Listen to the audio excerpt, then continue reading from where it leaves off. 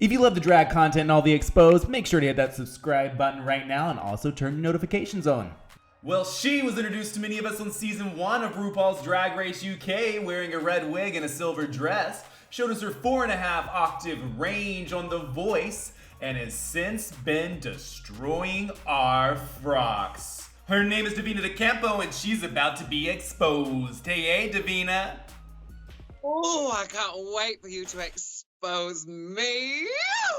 I can't wait to expose you either. I feel like I'm having a little bit of deja vu. I mean, do you feel that? I don't know what it is. It's so weird, isn't it, that? Yeah, I feel like we've had this conversation maybe once before, but you know what? I think we should just play it out. I think we should. I mean, maybe that was just a dream. Just a dream. So let's get into a little bit about your life. You were born and raised in Brickhouse, England. So I need to know, what was little Divina like? Little Divina was, I'm one of 7. So one of the things that you sort of learn quite early on as one of a big family is that you have to sort of stand out or you just fade into the background. So you have to have like your thing. This is my thing. So I was immediately like singing. I wanted to go to ballet. I want to be in the choir. I want to be singing the solo every Christmas in church. Like that was where I was as a little kid. Super camp, like a row of tents does not describe how camp I was as a kid. Like just came out, feather boas, high heels, lashes, straight out of the womb. Gold star gay, never touched the vagina until much later in my life. Like, you know, I was like averse to that already. I'm like, no, stop this. Cut me out instead. So yeah, super camp. And yeah, just trying to kind of make space for yourself in that big. Wow. I mean, that must have been a lot with so many siblings in the first place. Do you feel like that helped shape your character and who your character as Divina is today? I think I'm not sure really, because I've never really been that kind of elbow, you know, give me space kind of person. That's not really how I work or ever really how I kind of operated. I always wanted what I did to speak for itself rather than me having to, you know, you know, that's not really kind of my thing. It's always been about what I do. I want that to speak for itself. Because I'm quite shy naturally, you know, weirdly enough. And I find it difficult in certain social situations to make myself heard because of that, because I'm quite shy and I'm constantly questioning myself. You know, am I right? Am I wrong? I don't know. Should I say this? Should I not say this? Ooh. Which I think it comes a little bit from being from such a big family, and all my brothers are really intelligent. So they all know, they have like all the facts just at the end of their fingertips. They're like, ting, well, actually, I think you'll find, blah, blah, blah, blah. And I'll be like, oh, all right, yeah, I'm dumb again, aren't I? So I think that might be part of why I'm like always thinking about what I'm saying before I say it.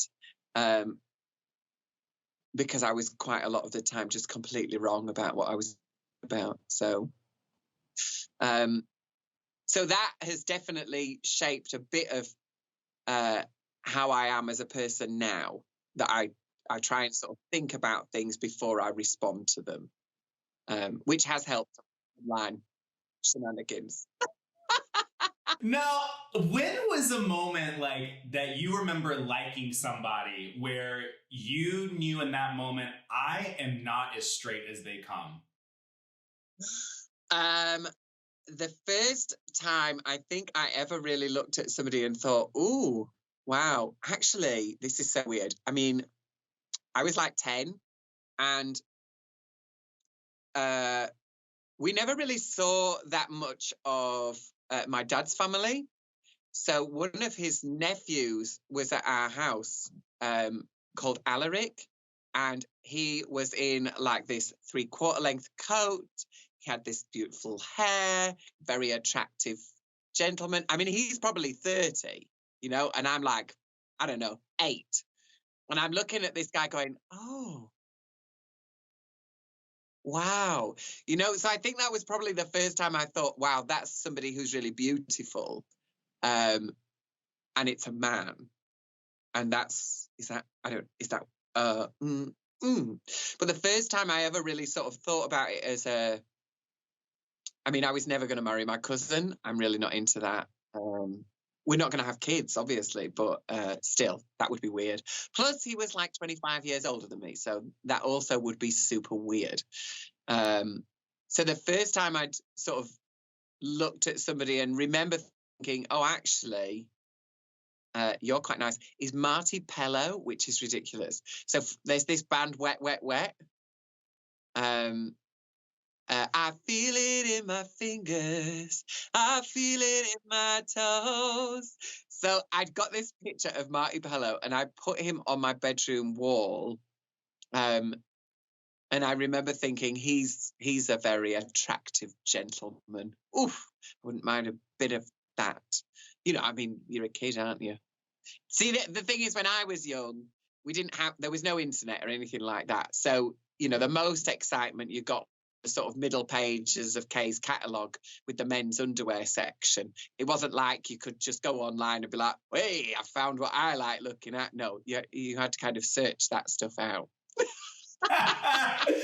You said that, and that makes me laugh so hard because when I was starting my teen years, I would always love going to like the department store, and my mom would be like, "You want to go look at the toys or the video games?" And no, I'm going to the men's underwear section. We're gonna go in there and just peruse for a while, see what's in there. What is that? That's quite unusual. All of these socks in here. Ooh, there's no socks in there, darling. I heard that you started drag in 2005. When was the first time that you actually got into drag? Do you remember that experience? See, I'd always kind of been doing drag without realizing. So whenever there was a costume party or anything like that, I always went as a female character. I mean, just because the female characters are always the best. Like, you're going to play Tekken, who are you going to play? I'm going to be Nina Williams because I can slap you across the face and then I can kick you in the balls and then I can stamp on your face. Like, yes, I'm going to always play the female characters in every computer game. And they always just get the better clothes, the better outfits, the better storyline. So I was always going in drag, but I didn't sort of think of it as drag. I was kind of thinking it more as cosplay. But I didn't know what that even was. I was just like, oh, I'm just going to go as a female character. One of the first times that I ever went out in, you know, what you would call drag, was way before then. I was like 17 and we went to a gay, wasn't a vigil, it wasn't like the AIDS vigil, but it was like a gay remembrance or like, but also with an attached costume party. So I went as Christina Aguilera from the Moulin Rouge video. I mean, I say I went as Christina from the Moulin Rouge video. It was Christina, she had £4.50 and a hope and a prayer and a glue gun rather than a whole company behind. You know what I mean? Like, it was a very cheap Christina Aguilera with a hard front wig, very hard front wig.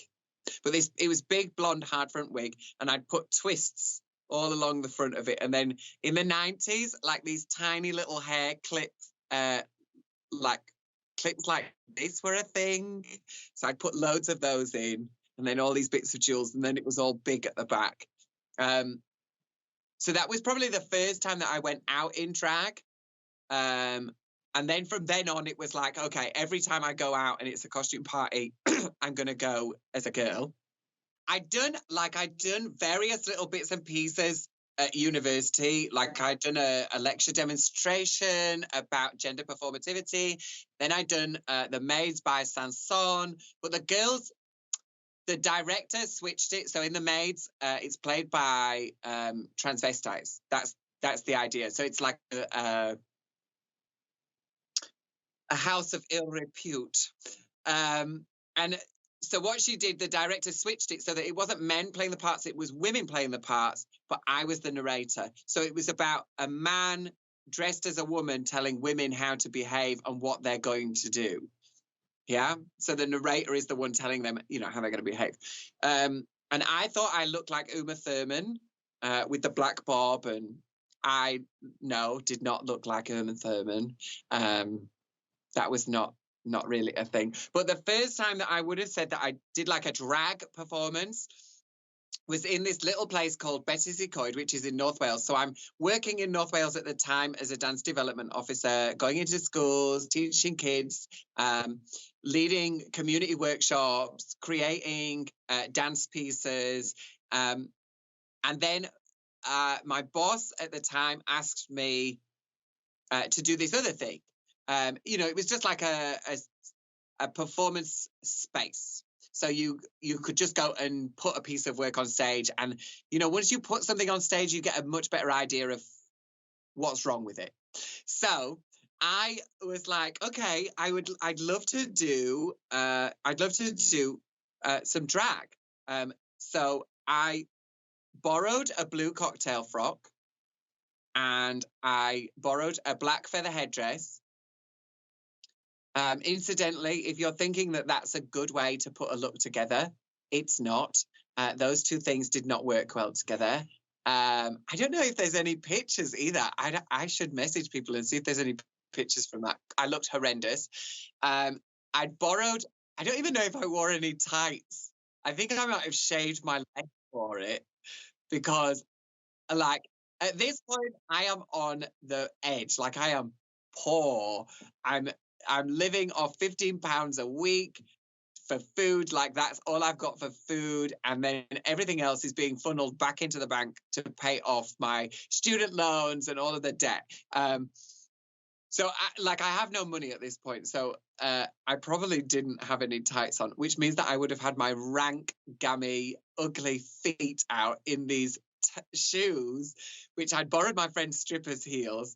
And then I stuck these plastic crystals all over them, minging. And then for makeup, I'd put Collection 2000 on, which is just, it's the cheap makeup here. Actually, it's really good though now. Some of it is really good now. But at the time, it was very rough. And I didn't put any foundation on. It was just powder, because I thought that was enough. I thought you just needed powder. Then that's fine, because I'm just a natural, stunning beauty. And no. And then I put like this blue eyeshadow on, which was too light. So under the lights, you wouldn't have seen anything. It would have just looked like nothing on your eyes. No mascara, no eyeliner, no brow pencil, no contour, and then some red lipstick that my sister had got free in a magazine. So like my entire makeup would have cost about £5 maybe. I mean, probably not even £5. I think I stole the eyeshadow. So I looked hideous, and then I was singing this German song, this Lieder song, which is like, Lieder is, the whole point of Lieder is that it's a duet between the singer and the pianist. Now, the pianist hadn't seen the music, and I kept saying to the organizer, like, the music's really hard. Like, the pianist should probably see this before she kind of arrives to play it, because it is really hard. And they were like, no, she's incredible. She is a phenomenal sight reader. She won't need to look at it. No, she'll be amazing. And of course she arrives and is like, I can't play this. This is so hard. What? Because it's like dung dung dung dung dung dung dung dung dung dung dung, right from the bottom all the way up to the top of the piano. So it's really hard music. And I was like, okay, we're gonna have to do this. I know. We're going to do this like a Morecambe and Wise sketch. So you're going to be the incompetent pianist, and I'm going to be the frustrated, angry diva on stage. And we're just going to make a joke out of it. Like, that's the best thing I think we can do in this circumstance. And she was like, oh, but I think she felt a bit like, but I am a good pianist. And I was like, yeah, I know you can play the piano. I know that. But for where we are right now, the only option left to us is this. So I was like, okay, we'll do that. And then I used to be able to do this thing with my voice where I could just hold a note for ages and ages and ages. So like literally like nearly a full minute on just one note.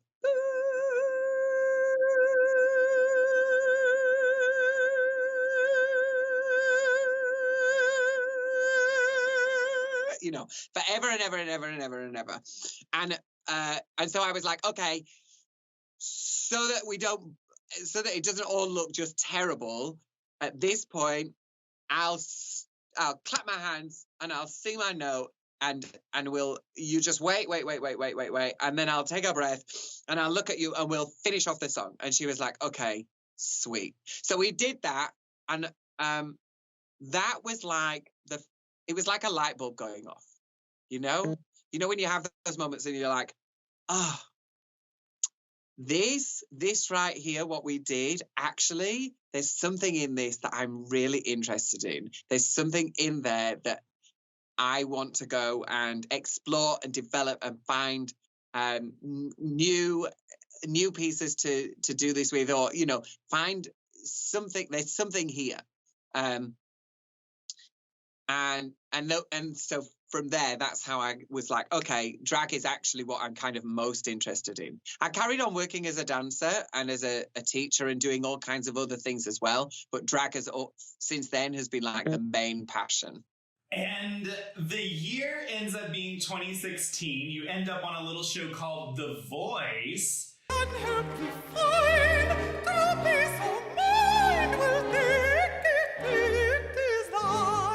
And you perform this great operatic song and nobody turns their chairs around. So what were you feeling in that moment, and did you expect them to?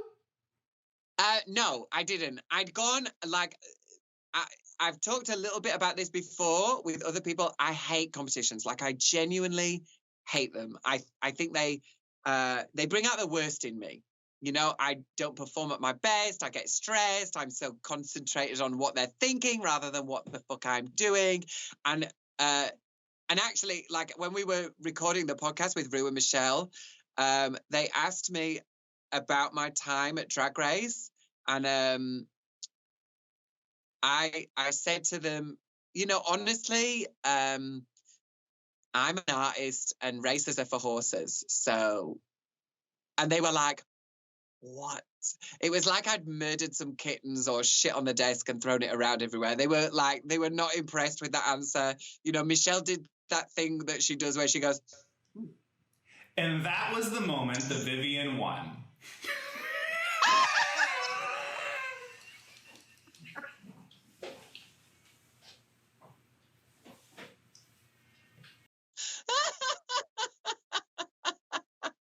No, I think she'd won way before then.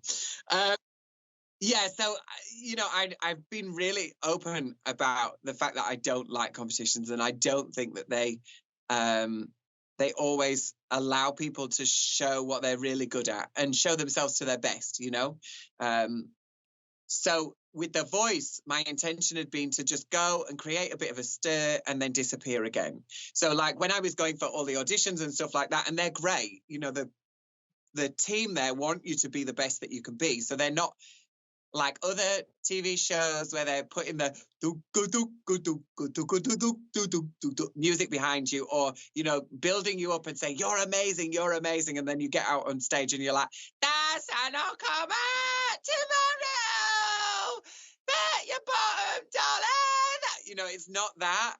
They genuinely want you to be good. So you get a singing coach, and there's a choreographer, and there's people to help you with wardrobe, and, you know, and that's where the red wig and silver dress was born. Just a little bit of branding, making sure that people remember you. And so when I was having those discussions in the auditions, and they're saying, you know, what will happen if they don't turn around? You know, like with the psychoanalyst, they want that you are kind of protected and it's not actually going to crush you. I was just saying to them, well, like, I know why I'm here. I'm a drag queen, and you're not going to put me through. Understand that. And that's why I've brought the song that I've brought, because they're not going to put through me with that song.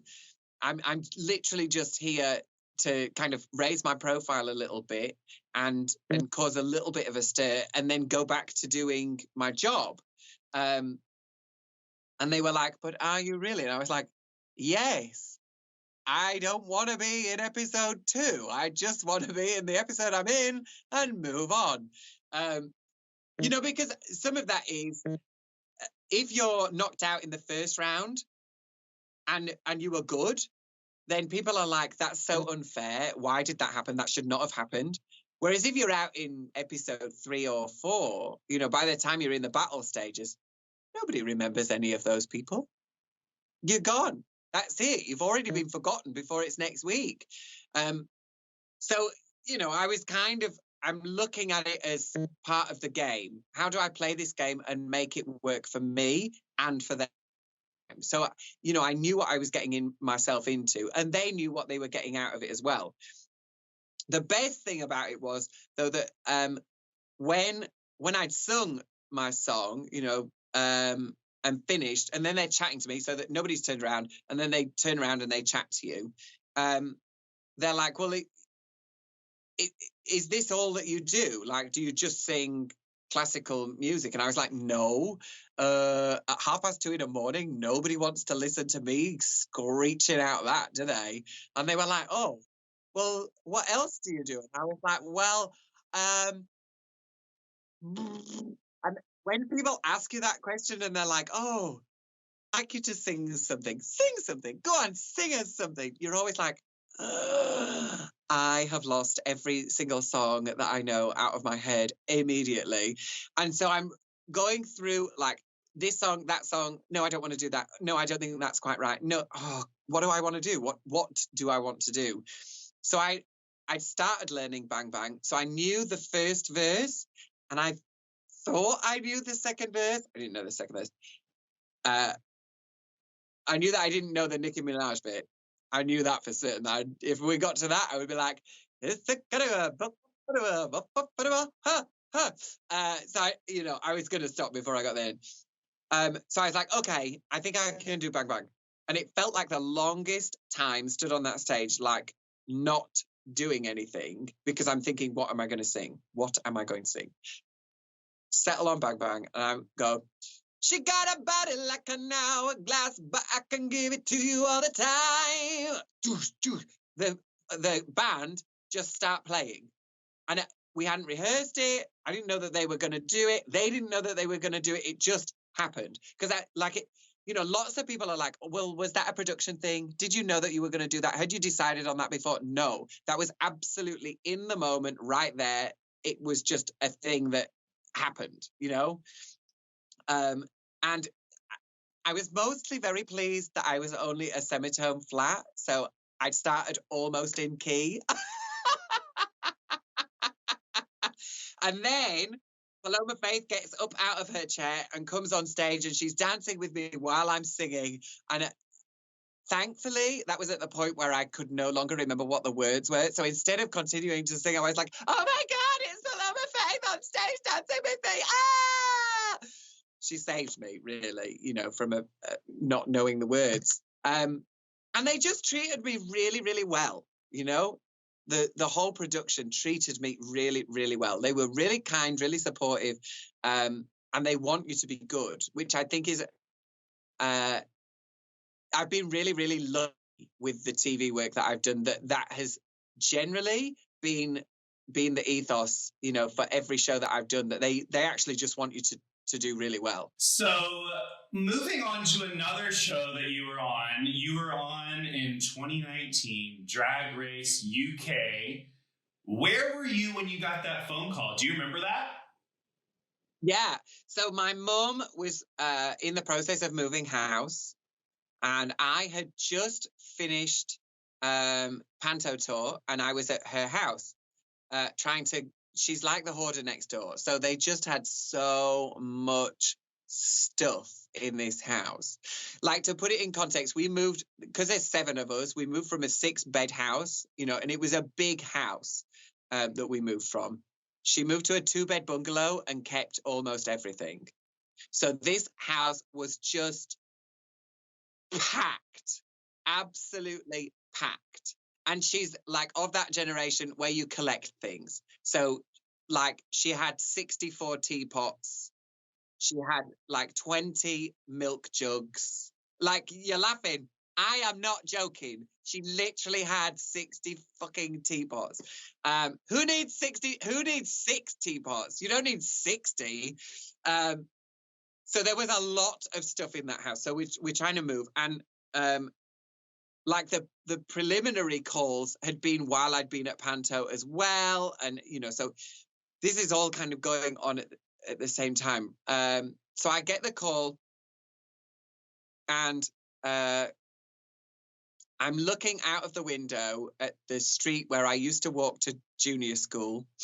And they're like, "Hi, is that Divina? Okay, just to let you know that you have been successful. You've been picked for Drag Race, and so get ready to pack your bags. We'll be sending over all of the information that you need in a couple of days. There's a lot to do, so make sure that you are ready and blah, blah, blah, blah." And I'm just like, "Oh, that's fantastic. Thank you so much. Oh, thank you so much for taking the time to call me. Thank you. You have a great day. Okay, bye." Oh my God, oh my God. Ah! Like, you know, very British, really. "Thank you so much. Okay." And now I'm behind closed doors. Oh my God, I can lose my mind about this.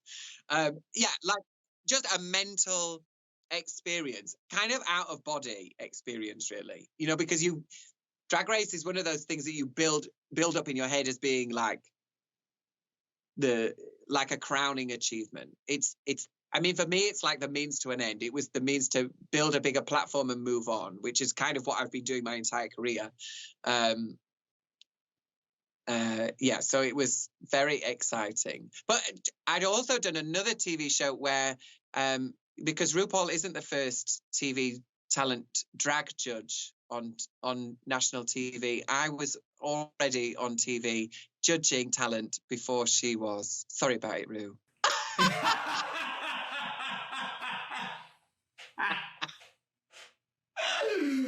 I mean, you were technically judging what? What's her name? Veronica Green, right? Yeah. I saw that and I was like, oh, Divina's just been everywhere. Like, this is Divina's thing. This is the thing. When you're as old as the hills, you've had time to do lots of things. So, you know, I've been here for a long time, so I've just been able to get myself out there as much as possible. So you walk into the workroom. Oh my God! It's DDC on the BBC. I hope we get that season 1 filter. Did you think in that moment when you first walked in that you were going to be in the final 2? No, I don't think I did. I was so anxious the entire time, and you know, I was just waiting for somebody to tap me on the shoulder and say, "Look, we made a mistake. We meant a different Divina, and she's here now. You need to pack your stuff and leave, okay?" You know, like I was there. It was the whole thing. I was so stressed. I mean, you look at my face when I'm on the show. I'm having a great time. You know, I look completely bonkers because I was completely bonkers. I was having a real meltdown for the entire series. So did I think I was going to be in the top 2? No, but I was fucking determined to try. Did you know any of the girls before you like met them at Drag Race? Did you know them any of them before? I'd met Bagger like for about 10 seconds. And then the only person that I really knew that I was, you know, friends with was Vivian. She was the only person that I'd really known before. And, you know, we'd had regular contact. I'd given her gigs. She'd gigged at my venues.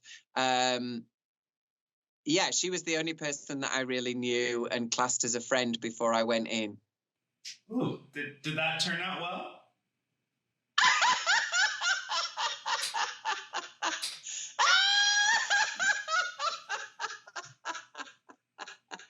I mean, you did get into a little tiff with her about when she made the infamous red wig and silver dress line. I'll be 100% honest with you. Now that I've seen you here, you are 20 times the drag queen you are in the outside Wales.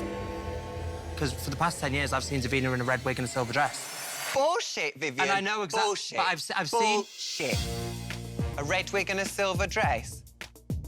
I don't think. You know, both of you have even talked about recently that you guys, you know, aren't really in communication. So where does your relationship stand with her today? Are you guys friends? Do you guys talk at all? Or is that ship sailed?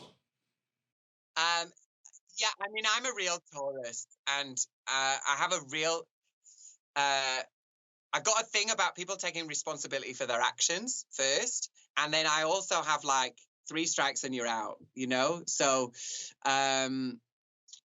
there's this misconception that was just because, you know, she said that she wouldn't have picked me first for the girl group challenge. And it absolutely was not that.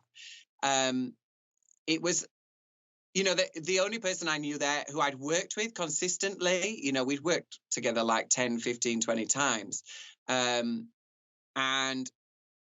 so... for somebody that you class as a friend to come in and not even acknowledge you for the first 3 days until they're saying, oh, you should be like number 5, against people that they've never seen, they've never met, they've never worked with. You know, there's something going on there. The fact that you didn't even say hello to me, you didn't acknowledge me. And like on that first day, I sat next to her and she just didn't speak to me at all. So that's why I moved mirrors. You know, and it was just, that's what it is, you know, and that's fine with me.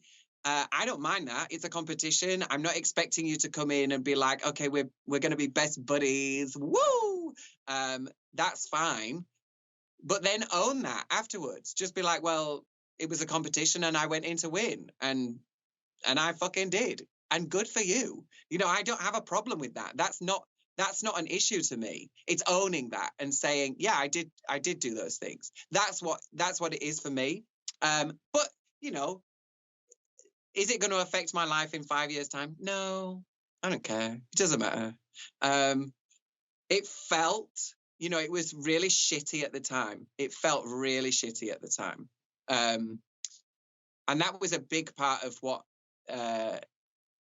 you know, some of that was me allowing that to get to me, that somebody who I really classed as a friend, I really thought we were friends, was treating me like that. I allowed that to get to me rather than going, okay, armor on, this is a competition. You know, I just didn't wear my armor. And I should have done. Well, the one thing that ended up coming out good, because she didn't pick you first for the girl group challenge, you ended up in the better girl group, the Frock Destroyers. I wanna break up, bye-bye, maybe I'll see you in the next life. Don't wanna make up, tell you why, 'cause I'm a superstar, so let's B-R-E-A-K, break up. And you end up coming out and just taking the stage by storm. The song, you know, your Breakup Bye-Bye was insane. You guys ended up, what, on the UK charts? Yeah, we got to number 10. It was, I mean, what a ride. Crystal is fuming with herself, I bet. If only she'd known how that was going to work out. I mean, there's an element of, you know, recognizing, when you're picking people, there's an element of recognizing who's got what strengths and how much stronger than you in those they are. So Cheryl is an amazing dancer and Viv is a great singer.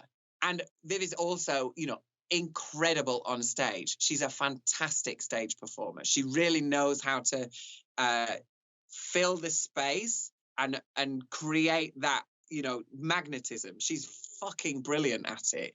And so, you know, if you're going to be in a group challenge with people like that, and you're going to be judged individually, you know, you have to kind of think about those things. It's not always a case in a competition of choosing the best people at that. You know, like years ago, we had this competition here, Pop Star Rivals. And so Cheryl Cole and the other girls formed Girls Aloud. And actually, the girl who wasn't picked to be in the band was a much better singer than any of them. But they didn't pick her because, in terms of forming a band, she would have been like the standout solo star. And then it becomes about her rather than about molding these 5 people. So, you know, in a competition, you have to kind of think about that as well. I'm going to pick people that I can work with in a cohesive unit. And that, I think, was what went in our favor. That, you know, we all worked together really, really well and managed to pull together, you know, most of those bits of wardrobe were out of my like bags. I'm going, okay, I've got these frou-frou skirts, and then I've got this, and I've got this, and I've got this black leotard thing, and then I've got this. And so we had like a cohesive look, and it was a clear idea as well, you know, because I don't know how you would have embodied Fifth Harmony if you were gonna, you know, how do you, what's recognizable about them as a band? Whereas the Cock Destroyers, you're like, okay, big tits, blonde hair, boom, done, great. Exactly what's going on here. Did you know in that moment after you guys were on stage that it was going to be so successful and such a thing that went viral? I had no idea. Like, we got to watch them first, so we got to see them perform first. And I was just like, okay, as long as we don't fuck up, like, as long as nobody falls over and breaks their ankle, we've won this, because that was not the best thing that I've ever seen. It just felt like chaotic. It felt chaotic. So I was like, okay, we have like everything's really clear what we're doing here. And I'd really drilled us in the rehearsals. Baggett is like constantly, can I go for a fag? No, we're going to do it again because it wasn't quite right. Once we get it right, like 4 or 5 times, then we can just break then. But until then, we have to get this right. So yeah, I drilled us really hard in the rehearsal process. But no, I didn't know. Blue says that she could feel that there was something really special there. But for me, like I said, I was just so fucking stressed the entire time. I was like, as long as I don't go home right now, it'll be okay. So I wasn't even thinking, you know, outside of that box. I was so like into that moment right there. But Blue says that she had the feeling that something was going to pop out of this.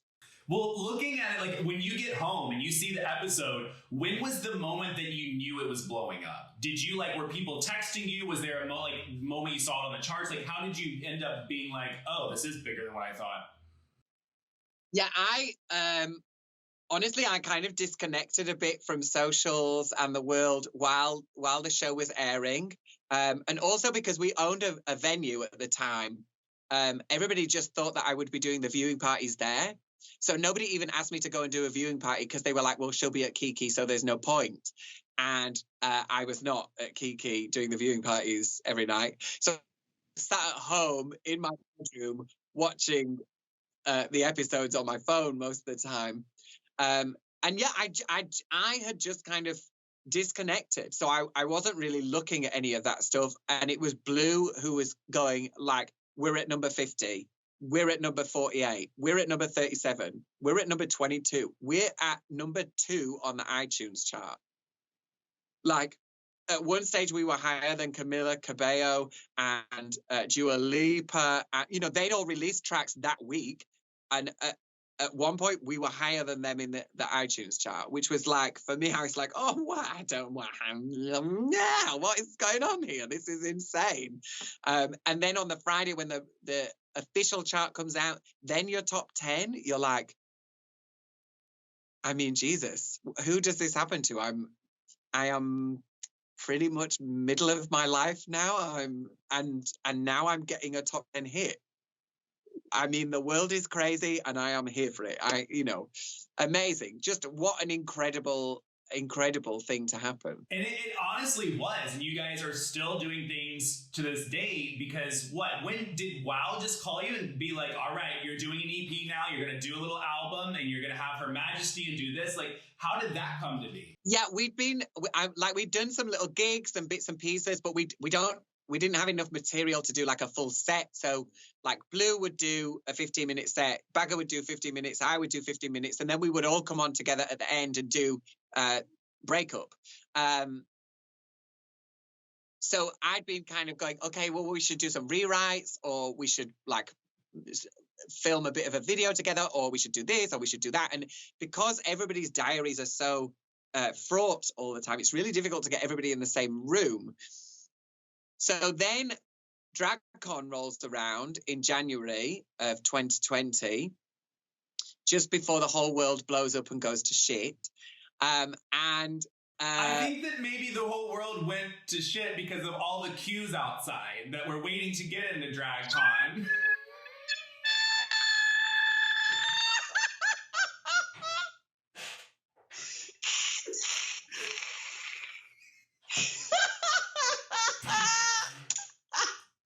Fracking hell.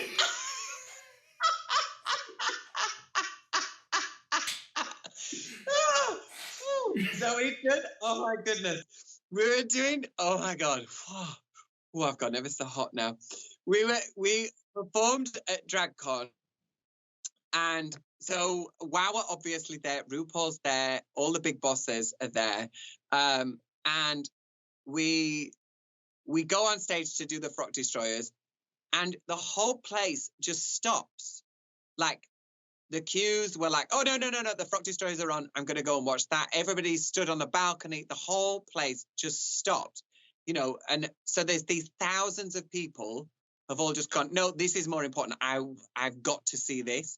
And the stupid thing is, we needed to have rehearsed before we went on stage. It's a bit sketchy as that performance, I'll tell you that for nothing. I watched it the other day and was like, the legs are not in the right place, arms are not doing the same thing, what is going on here?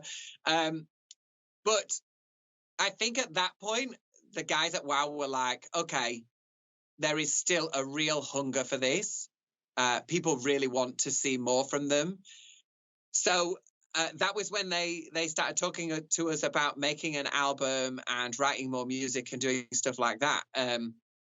Which, I mean, I'm just super grateful that they did. What an amazing opportunity. Yeah, and a lot of people want to know, would you guys ever do Eurovision? Oh my God, yes! Of course we would do Eurovision. There's like this thing in the UK about Eurovision has a curse. So once you've done Eurovision, like it destroys your career. Like Kiki D, Engelbert Humperdinck.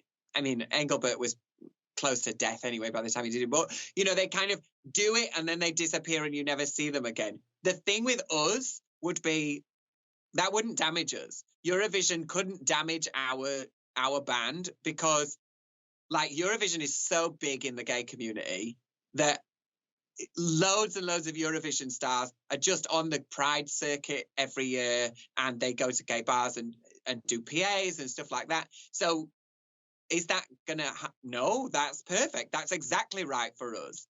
And then all it would do is open up all those opportunities through Europe, all of those places that never got to experience the Frock Destroyers before. It would open up all of those opportunities for us as well.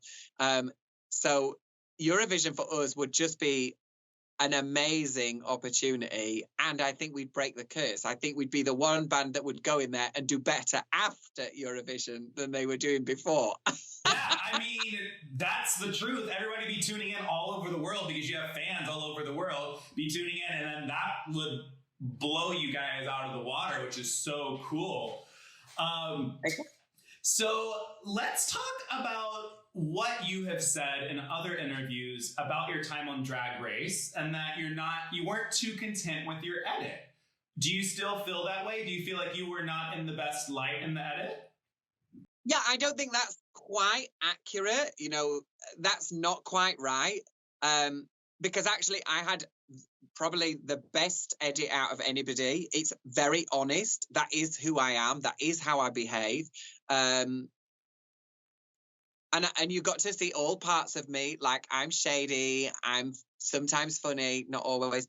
I get very stressed. I'm going to own who I am and say I can do these things.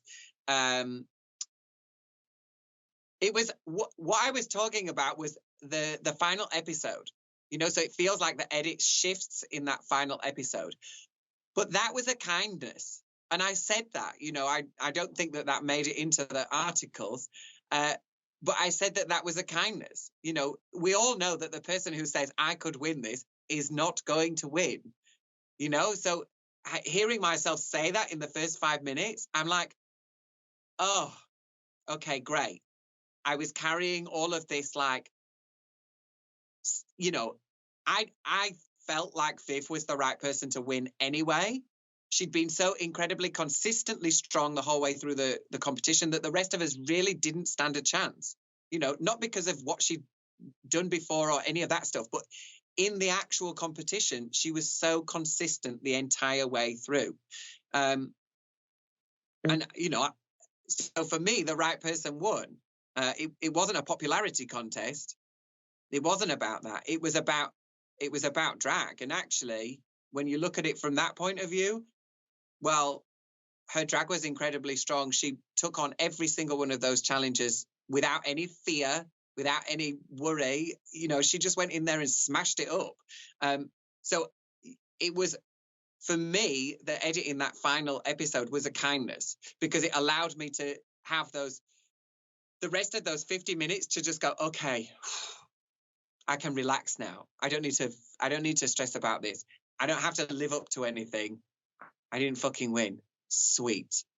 Let's get on with the rest of the night, and then I can just go home. You know, like the whole being filmed while you're watching these reactions, all of that stuff, and it being live on Twitter, and then you have to do a Q&A with Alan and Michelle afterwards. And the sound was appalling. You couldn't hear anything in the room when they were asking you questions. You know, it's just, that to me was like torture.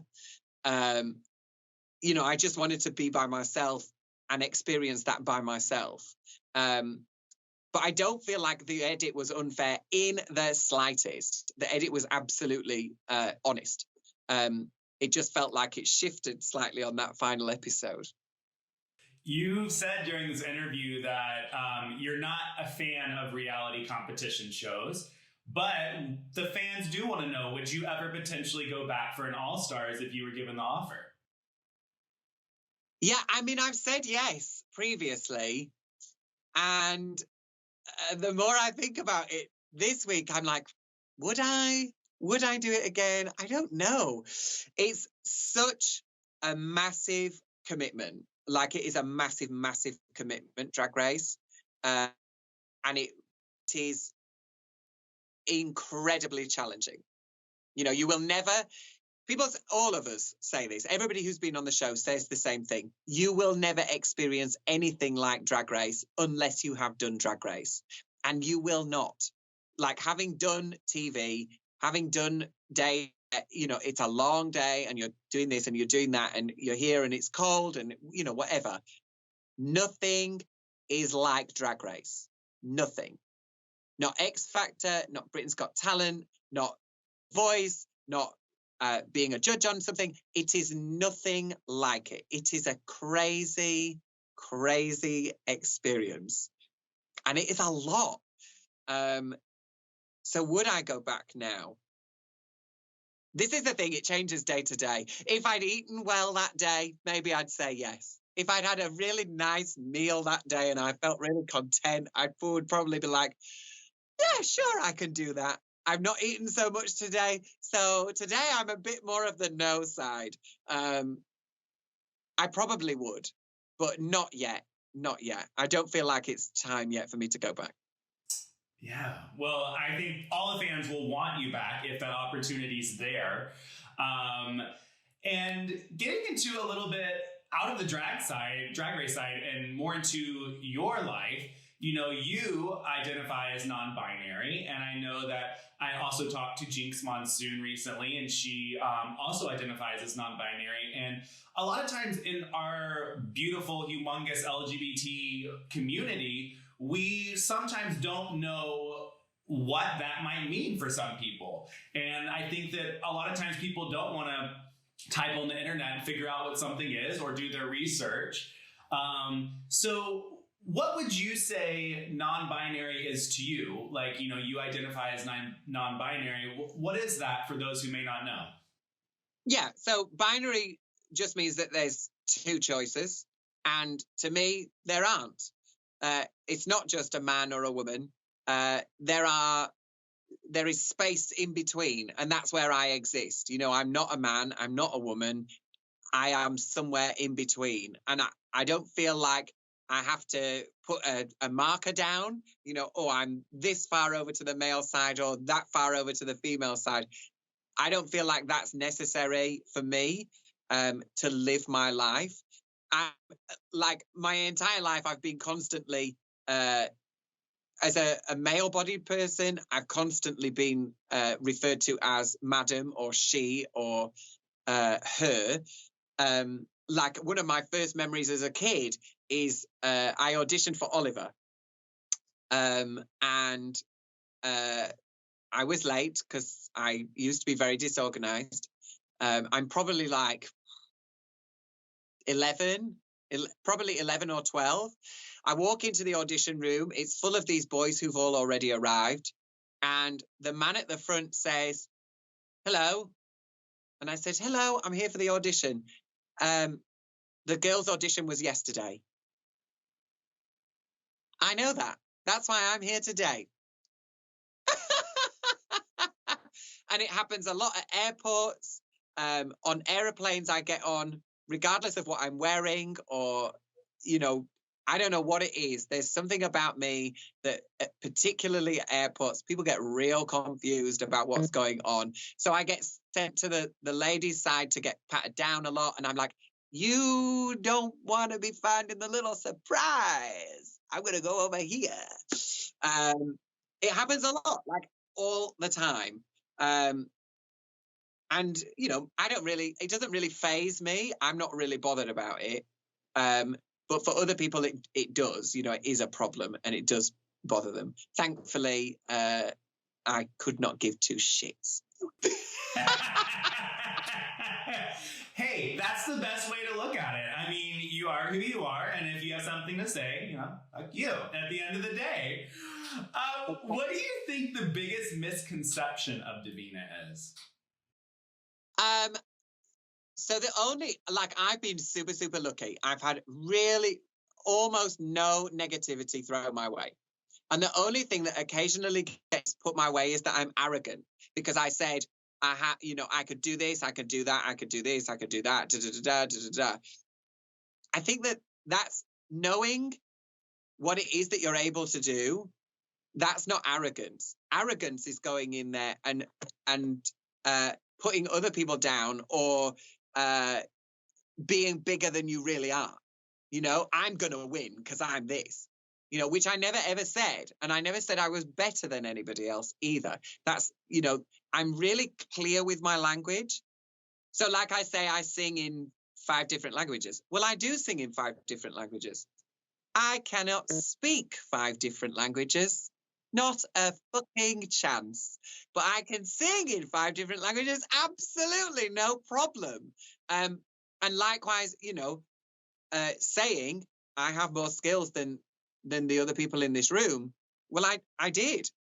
You know, I could sing, I could dance, I could sew, I could act, I could write scripts, I could, you know, I can do those things. Nobody else in that room has had as long as me to cook, for one. So they haven't had as much time to build up that repertoire of skills.